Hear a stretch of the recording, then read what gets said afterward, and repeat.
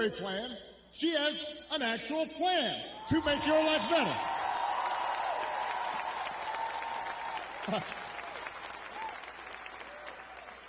To bring down the cost of things like groceries. She'll go after corporations that are jacking up prices.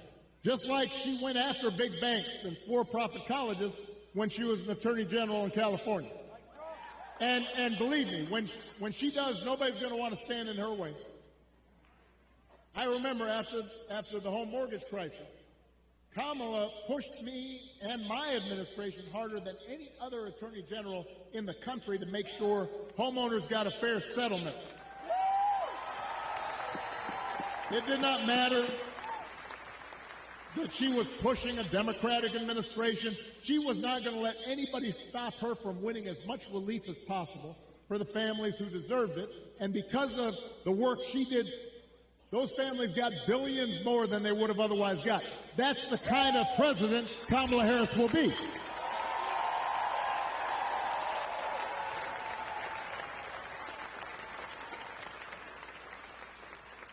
To lower housing costs, Kamala will cut red tape and work with governors like Josh Shapiro, as well as the private sector, to build 3 million new homes.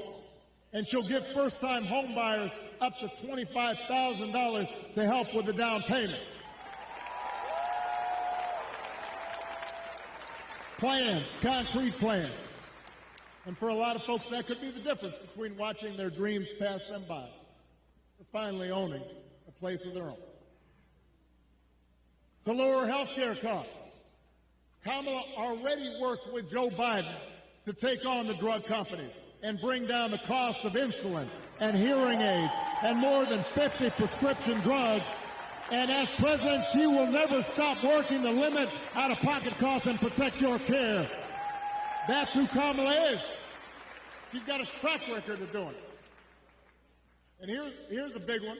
Instead of giving more tax breaks to billionaires and raising prices on working families, Kamala will give a tax cut to 100 million middle class and working people here in America.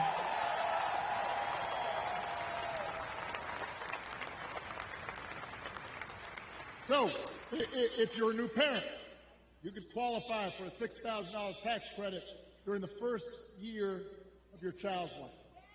Because I don't have to tell a lot of you, raising kids is hard.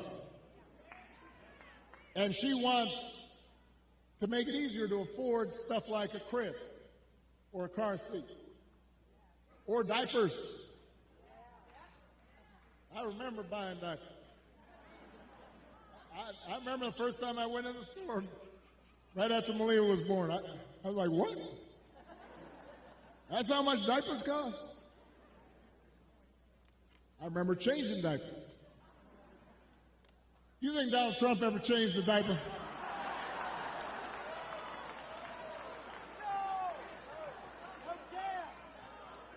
Yeah.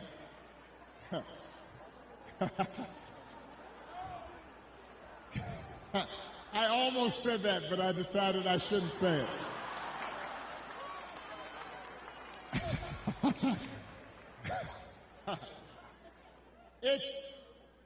If you're starting a small business, Kamala Harris will give you a $50,000 tax credit to help you get it off the ground.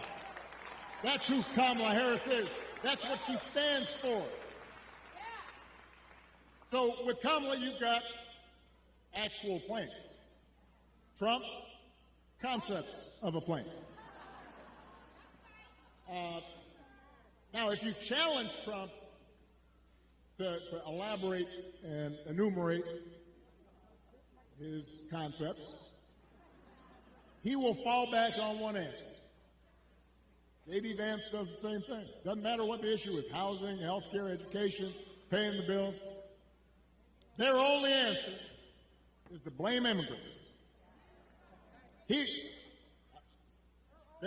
want you to believe that if you let Donald Trump round up whoever he wants, by the way, and ship them out, all your problems will be solved. Now, we've got real issues at the border. We are a nation of laws and a nation of immigrants. We have to make sure it's fair. There are communities at the border that can be overrun. We've got to actually solve a problem. But when I hear Donald Trump talking, I've got one question. As I recall, Donald Trump was president for 4 years.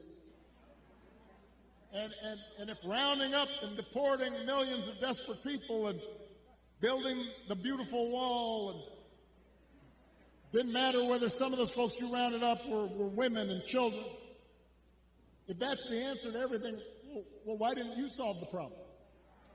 Why were the number of immigrants basically the same when you left office as when you took office? I'll tell you why. Because he didn't have a real plan. He had talking points. He had concepts of a plan. And the plan was mean and ugly. And it was designed to enhance his politics and make people angry, not to solve